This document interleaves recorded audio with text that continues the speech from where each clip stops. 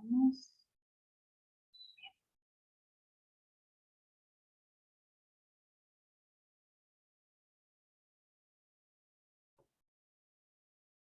Bueno, vamos a ver ahora en esta segunda parte de la clase esta PCR particular, ¿no? Que es la PCR en tiempo real, que tiene como fundamental diferencia con respecto a la PCR de punto final, justamente lo que su nombre indica, que el resultado, la cantidad de amplificado que se va generando, se puede detectar en tiempo real, o sea, a medida que ocurre la reacción. Y esta PCR utiliza para ello una señal fluorescente.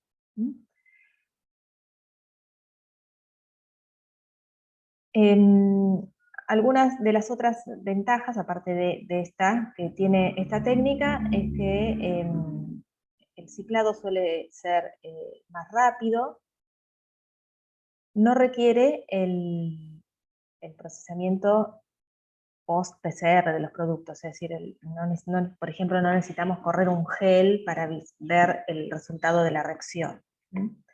Es muy específica, es muy sensible, y digamos, hoy en día no es más costosa que la PCR convencional. Si bien cuando surgió la PCR en tiempo real, su principal desventaja era el costo, hoy en día, hablando de reactivos, están casi equiparadas. Lo que sí es más costoso es el equipo. Y esta PCR tiene también la gran ventaja de permitir la cuantificación de la cantidad de templado. Por eso también se la llama QPCR, ¿no? Con la Q de quantification.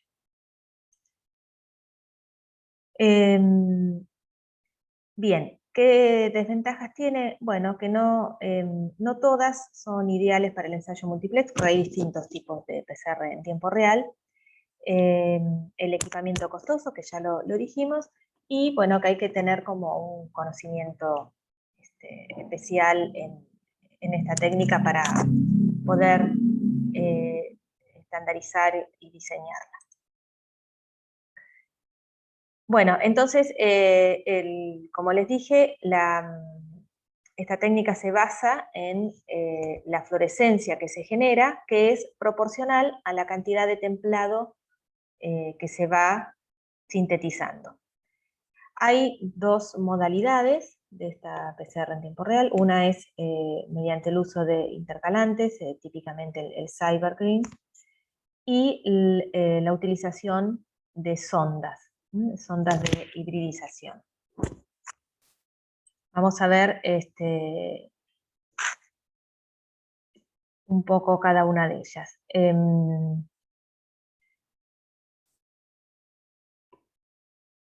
Bueno, ¿cómo funciona la PCR en tiempo real? Si, como les dije, la fluorescencia emitida, no importa qué modalidad sea, siempre es proporcional a la cantidad de templado, a la cantidad de amplicón que se va generando, a la cantidad de amplificado, ¿sí? Entonces, acá, en los dibujos que veíamos en la primera parte de la clase, siempre teníamos producto generado, amplicón generado, etc. Entonces acá, poniendo fluorescencia, estamos representando la cantidad de amplificado que se genera en la reacción. Bueno, entonces si graficamos la fluorescencia en función del número de ciclos, tenemos la típica curva sigmoidea que representa la cinética de una PCR. Esta cinética entonces tiene una fase exponencial y una fase plató. Y bueno, hay dos parámetros que se establecen en esta cinética, que es el umbral y el valor DST, que ahora más adelante vamos a ver qué son cada uno. Bien. Esto es igual a a la PCR de punto final, ¿sí? Las fases. Bueno, este valor de CT indica el ciclo a partir del cual se detecta fluorescencia específica. Y ese valor de CT lo determina el umbral fijado. El umbral es un nivel de fluorescencia que, a partir del cual lo que se detecta es específico. Y por debajo del umbral está toda la emisión de fluorescencia inespecífica, lo que comúnmente se llama como ruido. Este umbral, en general los equipos tienen algún algoritmo para calcularlo en función a ese ruido que tiene el ensayo, pero también se puede determinar y muchas veces se ajusta de manera manual utilizando estos criterios. Entonces el valor de CT va a ser el ciclo a partir del cual esa cinética de amplificación comienza a ser específica. Y este valor de CT es un valor que caracteriza a la molécula de templado. De modo que si esta curva, digamos, esta sigmoidea, comienza en ciclos bajos, o sea, comienzan los primeros ciclos, de modo que el valor de CT es bajo, significa que yo tenía mucho templado inicialmente, por eso rápidamente veo fluorescencia. Ahora, si tienen que pasar muchos ciclos para que se comience a ver la fluorescencia y se vea esta curva sigmoidea, eso es representativo de que la cantidad de templado era menor. De modo que tuvieron que pasar varios ciclos de amplificación para que se pueda tener una fluorescencia medible específica. Entonces, por eso este valor de CT se emplea para cuantificar y caracterizar los templados. Cuanto mayor templado tengo en la muestra, menor es el valor de CT y a la inversa. Bueno, como vimos, recién hay dos modalidades de PCR. Una es con el uso de intercalantes, como es este que se denomina Cybergreen. Este intercalante, al igual que vimos para el bromuro de tirio y los otros intercalantes que se utilizan al momento de correr los geles agarosa, se intercala en la doble cadena y en ese momento florece. Este fluoróforo, Cybergreen, digamos, se coloca en la reacción, ¿sí? Normalmente ya viene, digamos, incorporado en los kits. Es inespecífico, es decir, este intercalante se intercala en cualquier DNA doble cadena, no necesariamente en el amplificado que nos interesa. De modo que al momento de intercalarse emite fluorescencia. Por eso, cuanto más amplificados se generan, mayor es el nivel de fluorescencia. De la misma manera que cuando teníamos un gel de agarosa, cuanto más amplificado había, más moléculas de intercalante se incorporan y mayor intensidad de banda teníamos.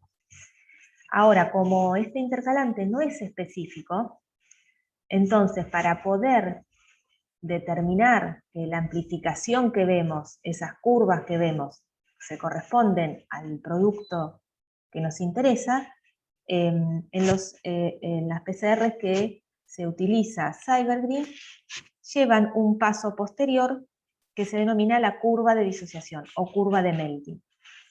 Lo que se hace en ese paso es justamente hacer una curva de melting como esas que veíamos al principio para ver cómo se marca la TM, cómo se determina la TM. Es decir, se va aumentando la temperatura y se va midiendo la fluorescencia. De modo que se determina la temperatura de melting de ese amplificado. Recordemos que la temperatura de melting es un parámetro que caracteriza a una molécula determinada de ADN. Entonces, al momento de realizar la reacción, nosotros sabemos de antemano la temperatura de melting que tiene que tener el amplificado que nos interesa, así como sabíamos el tamaño, y cuando veíamos en un gel de agarosa decíamos, bueno, la banda que está en este tamaño es la banda que queremos, y si hay alguna otra es inespecífica, ¿no? Acá es lo mismo. Entonces es necesario realizar esta curva de disociación luego de la reacción para verificar que la amplificación que tenemos es específica. Y de hecho, muchas veces, no sé si tengo un dibujo acá, acá está. De hecho, muchas veces cuando se hace la curva de disociación, se ven otros picos que se corresponden a otros valores de TM, justamente por la presencia de amplificados inespecíficos. Entonces, bueno, imagínense esta situación, ¿no? Que si ustedes pudieran correr el resultado en un gel, verían la banda deseada y alguna banda inespecífica.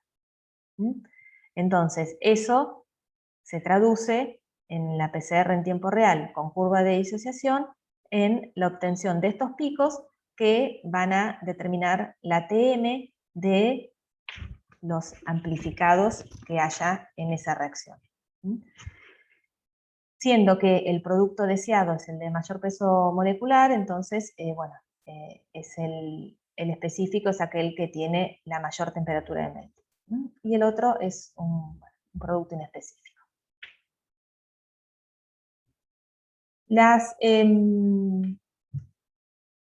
La otra metodología era la de sondas, ¿no? Que típicamente se utiliza la metodología de Tachman. Entonces estos se llaman así porque son los nombres comerciales.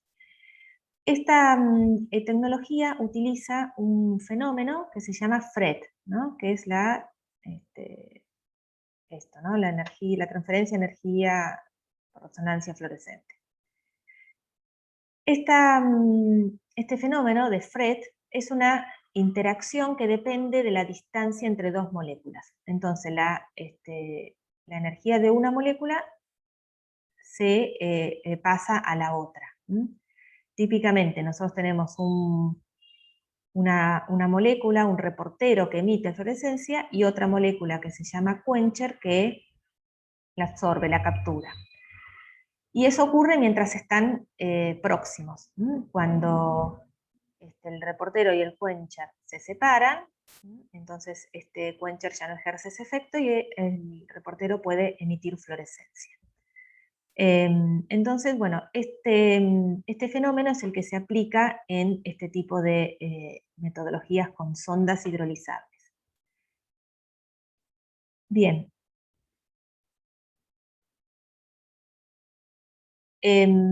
Entonces, en esta metodología, además de los primers, vamos a tener una sonda. O sea que tenemos 3 moléculas participantes. Los primers, como siempre, delimitan el fragmento y de manera interna vamos a diseñar una sonda que va a tener un fluoróforo unido.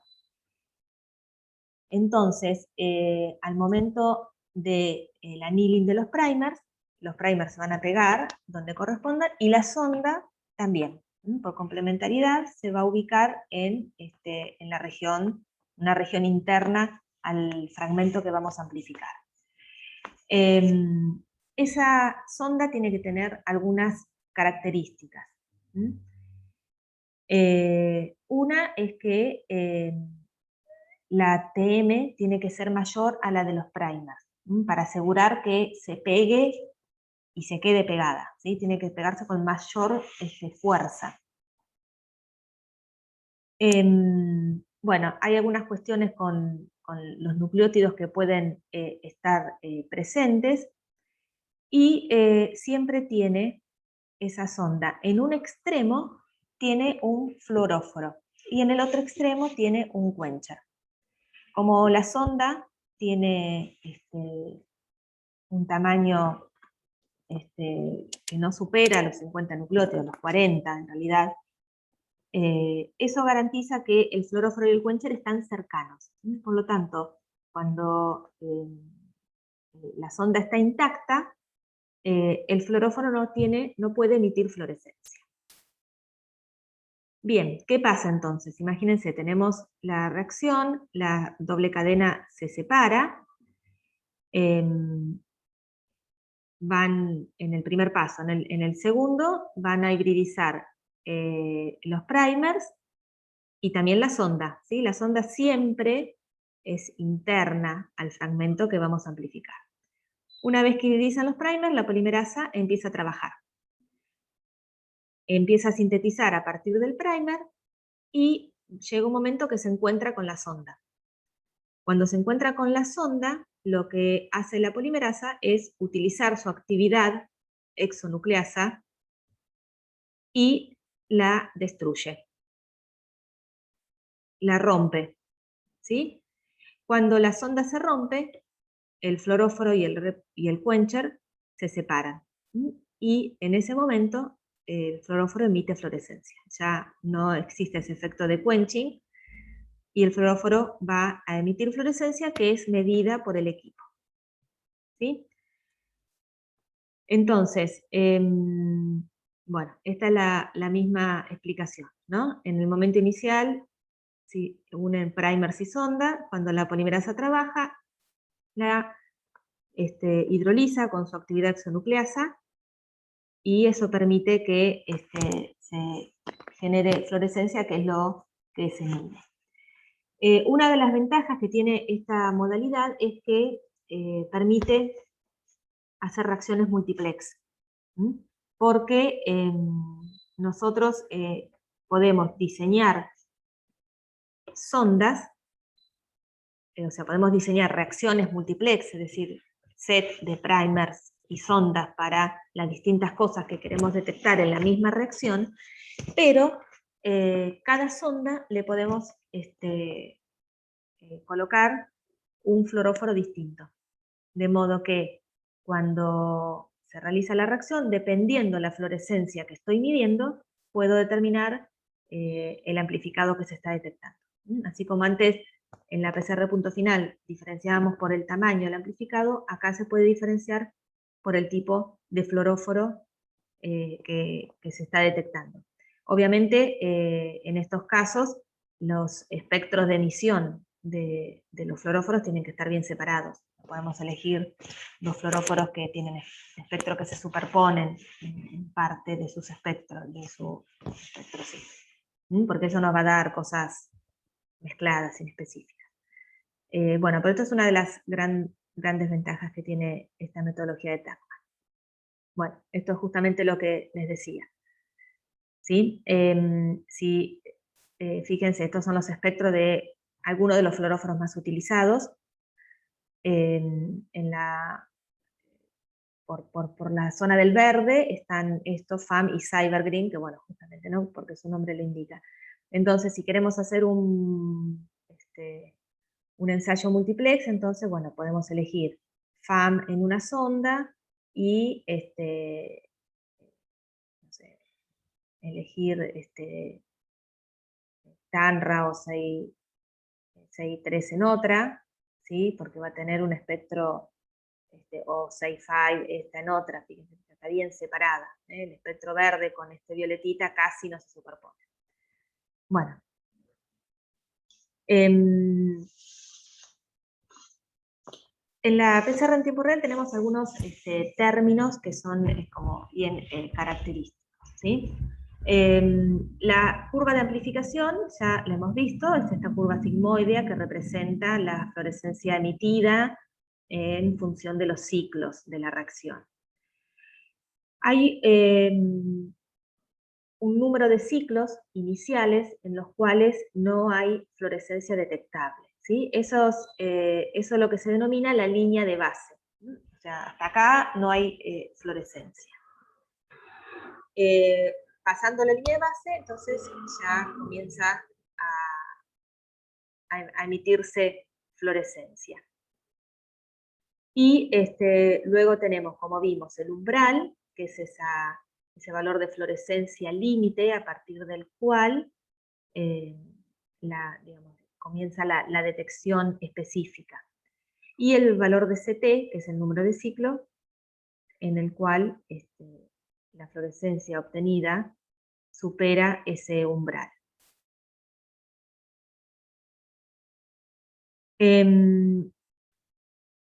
Normalmente, si la reacción, estas reacciones PCR suelen tener 40, 45 ciclos, ¿sí? Pero se considera que valores por arriba de 40, valores de CT por arriba de 40, no indican amplificación, ¿sí? O sea que, y muchas veces son valores mucho menores, ¿no? Eso también se estandariza. Hay un número de ciclo a partir del cual uno dice, bueno, lo que yo veo de acá en adelante es totalmente inespecífico, ya no es amplificación, es emisión de fluorescencia por otro motivo, porque la sonda se degrada, porque lo que sea.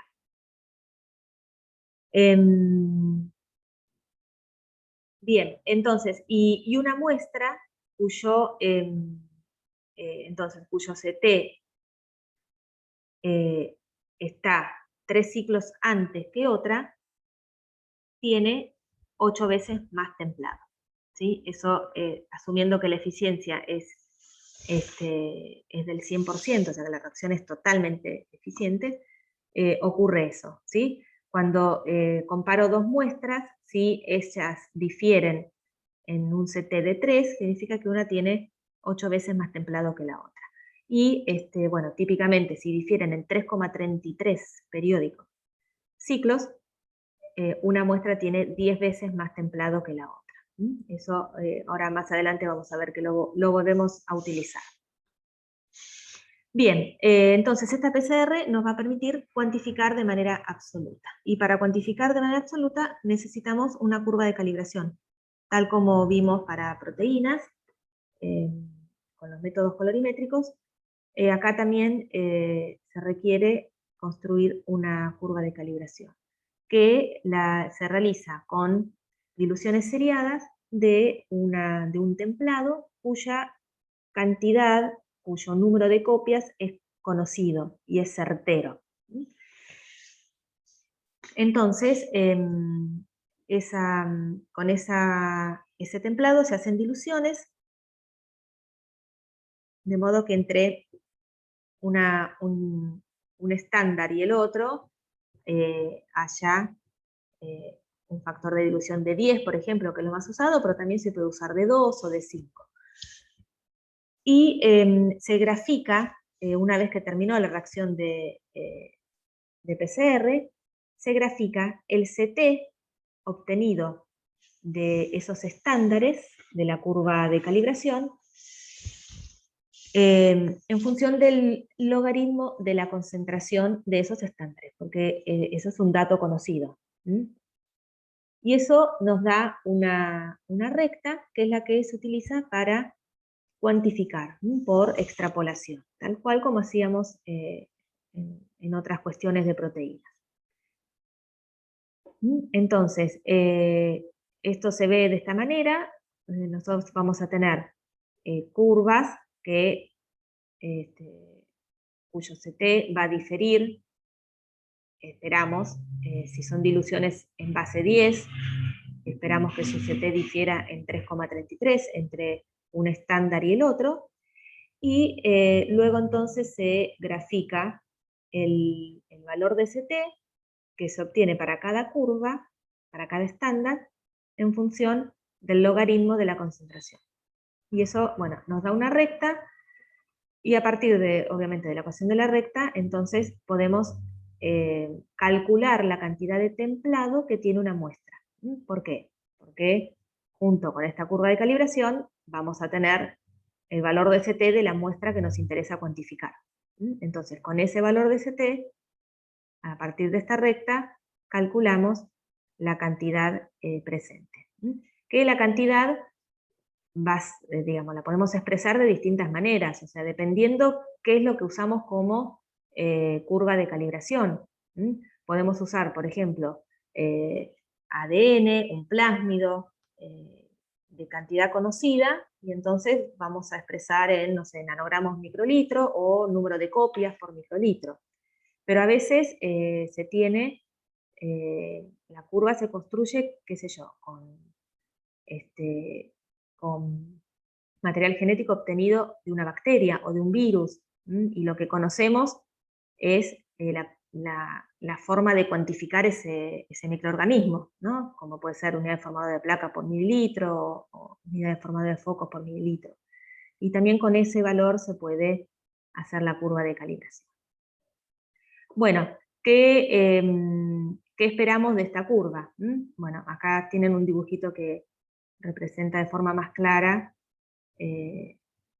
cómo ocurren. Estas son curvas reales hechas en un equipo de los que tenemos nosotros. Bien, ¿qué le pedimos a esta recta? Esta que obtenemos de la curva de calibración. Lo deseable es que si hacemos diluciones en base 10, cada CT esté separado de 3,33.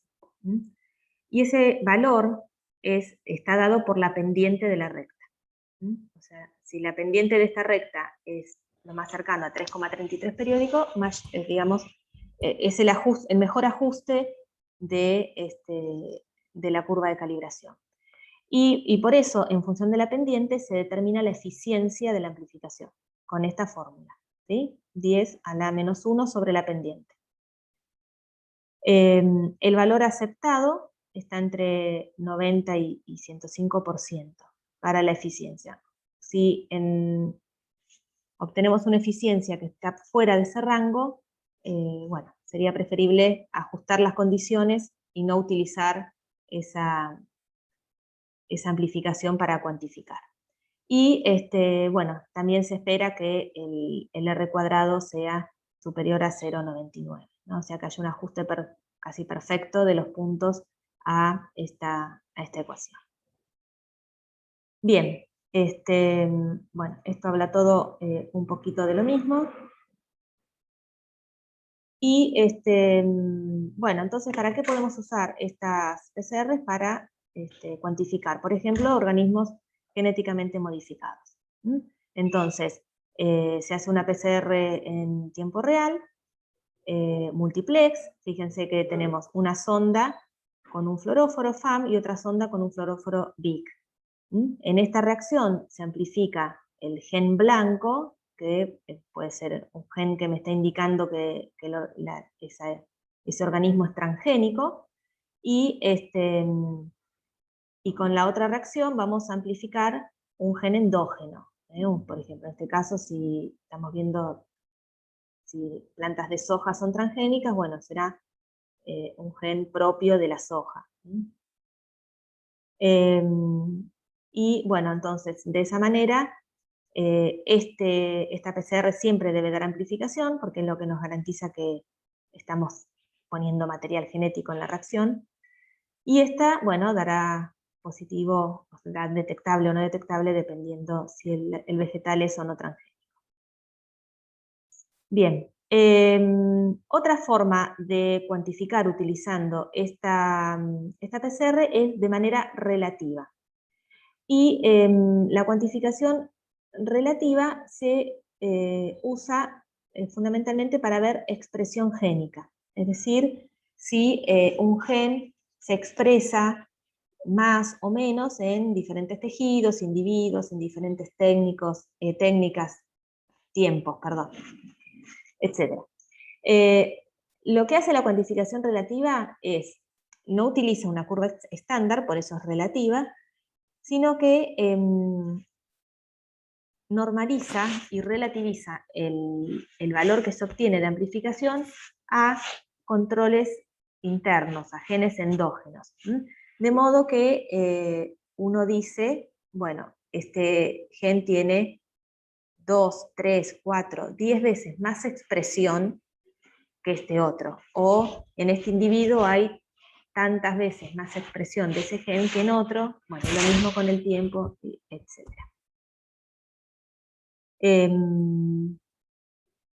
Entonces, siempre se utiliza un control endógeno que va a normalizar la muestra en función a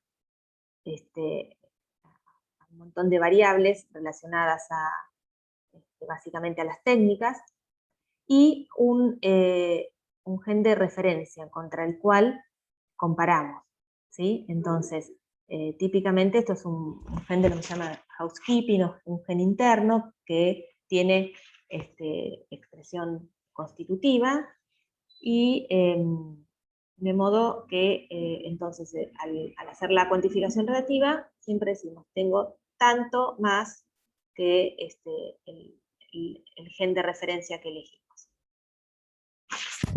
Bueno, y acá les dejo algunos videos con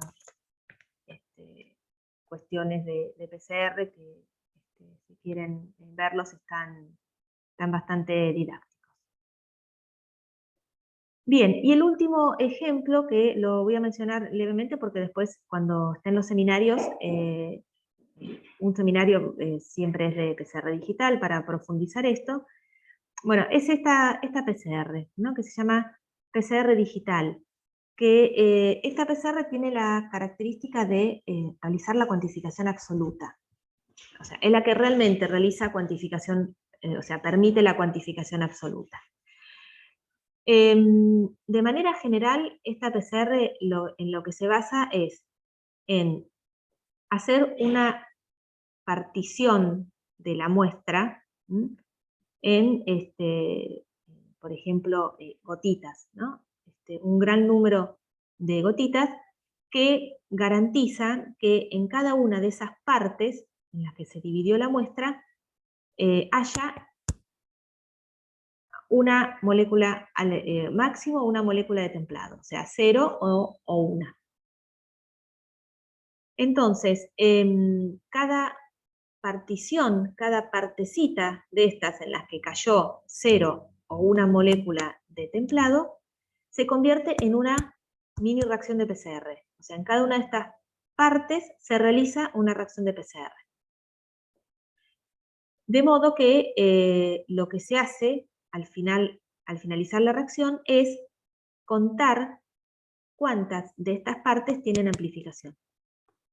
Si asumimos que en cada parte va a caer 0 o una molécula de templado, entonces simplemente contando el número de positivos vamos a estar cuantificando el templado. Por eso es una cuantificación absoluta en serio. Ahora, ¿qué pasa? Claramente puede pasar que caigan más de una molécula de templado, ¿no? Y eso está contemplado y se utiliza un estadístico, Poisson, para hacer la corrección a estas posibilidades de que caigan 2 moléculas en estas partes. Bien. Bueno, estas son comparaciones. Esto compara las distintas PCR, ¿no? De punto final, la de tiempo real y la digital. La forma más, una de las más conocidas de PCR digital es esta, que se llama Droplet Digital PCR, ¿no? Que es ddPCR, aparecen siempre. Y esto es así porque lo que ocurre es que la muestra se mezcla con un aceite y a través de ese aceite, esa muestra mezclada en el aceite, se van generando gotitas. De modo que cada una de estas gotitas es cada una de esas partes en las que se divide la muestra. Y en cada gotita va a ocurrir una reacción de PCR.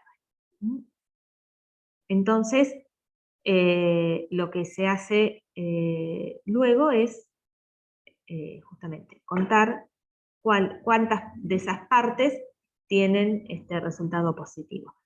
Dentro de cada una de las gotitas puede ocurrir cualquier tipo de PCR. O sea, puedo tener una PCR convencional, una PCR a una temperatura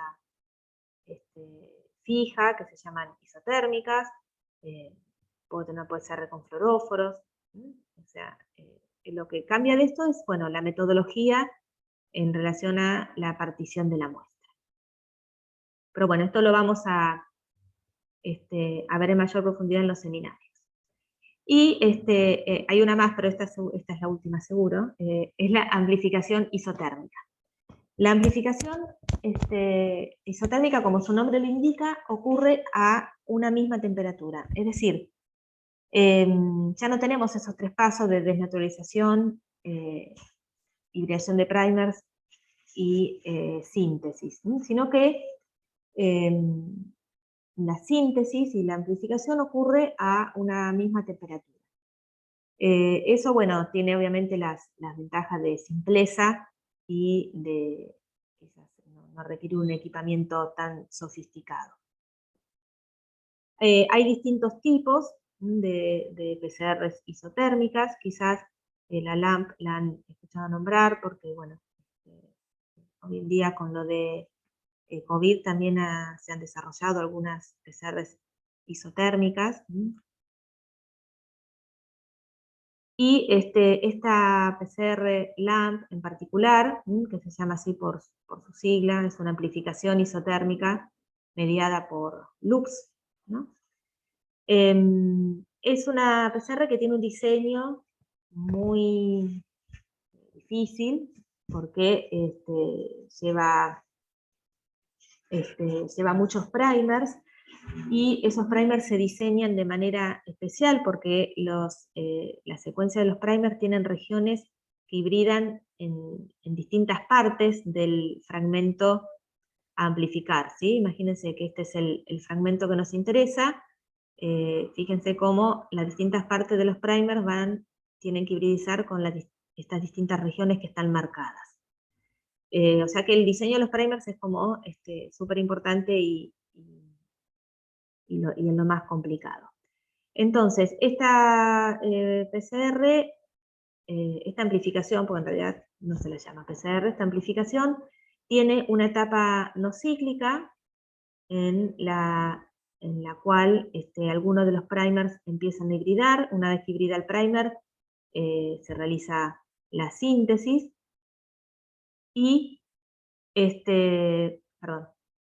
en esa etapa no cíclica, básicamente se generan cadenas lineales con solo algunos loops, pero sí luego viene una etapa cíclica en la cual, por el diseño de los primers, se van haciendo amplificaciones que, bueno, generan todas estas estructuras, ¿sí?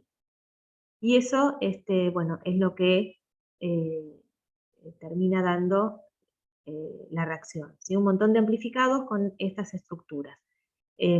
Usualmente se utilizan intercalantes que permiten visualizar todos estos amplificados.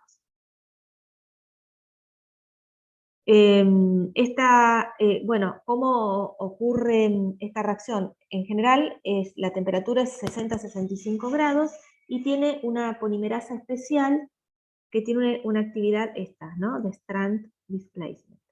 Es decir, que la propia polimerasa a medida que va sintetizando, va separando y abriendo las cadenas, ¿sí? Por eso justamente se puede hacer a una temperatura constante, y que esa temperatura obviamente no es la responsable de desnaturalizar. Tiene una alta eficiencia, se generan un montón de copias, y eso acarrea una de sus desventajas, que es las contaminaciones y, bueno, la posibilidad de falsos positivos. Bueno, acá también les dejo algunos videos de esto. Y bueno, y como se imaginarán, estas dos PCR fundamentalmente en tiempo real y la LAMP son las que hoy en día se utilizan para el diagnóstico de SARS. Hay una de ellas que todas son multiplex. Yo acá les traje un ejemplo de una de ellas, en la cual en el mismo tubo se realiza primero la transcripción reversa, porque saben que el SARS, el coronavirus, es un virus que tiene RNA como material genético, y sobre ese ADN copia que se genera, se realiza la PCR. La PCR tiene 4 reacciones en el mismo tubo. Una reacción es para un gen humano, que es la RNase-P, que es el gen que va a garantizar que, digamos, todo el proceso, ¿no? Va a garantizar que hubo extracción de ARN. Y luego 3 genes virales. Entonces, de acuerdo al valor de CT que se obtiene, acá, digamos, a la muestra que se procesa se le otorga, digamos, se la cataloga como positiva o no detectada. Este kit, que nosotros particularmente en INTA lo usamos mucho, detecta estos 3 genes virales. El gen E, el gen N, que es de la nucleocápsid, y la polimerasa, la RNA polimerasa dependiente de ARN. Y utiliza, miren, estos fluoróforos, FAM, Texas y Show. Bueno, y la otra PCR que se utiliza mucho, y que, bueno, justo es un desarrollo nacional, es la LAMP. Esta PCR es isotérmica y permite determinar la presencia del virus en las muestras por el color que se desarrolla al finalizar la reacción. Es decir, si hay amplificados, el color es azul, y en el caso de que no hay, el color es lila, pero cuando digamos, ocurre amplificación y el intercalante interactúa con los amplificados, se obtiene esta coloración azul. Bien. Eso es todo lo que quería contarles de PCR. Algunas cuestiones las vamos a profundizar en los seminarios, pero bueno, lo básico, al menos de PCR de punto final y de tiempo real, se lo llevan. ¿Alguna consulta? ¿Algo que no hayan entendido?